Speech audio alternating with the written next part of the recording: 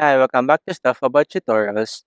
Today we're talking about how to import profile picture from Instagram to Threads.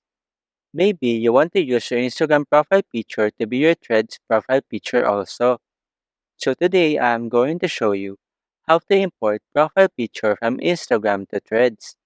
Check video description and I will try to leave the written instructions. So let's start.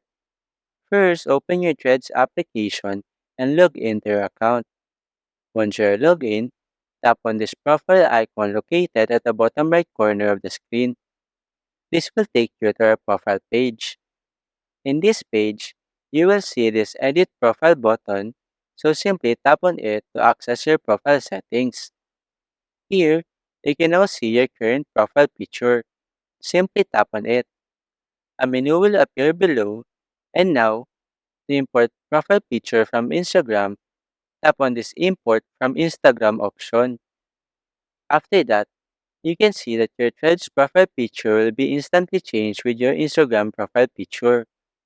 Now, tap on this Done at the top right corner to save the changes. After that, you now have successfully imported your profile picture from Instagram to Threads.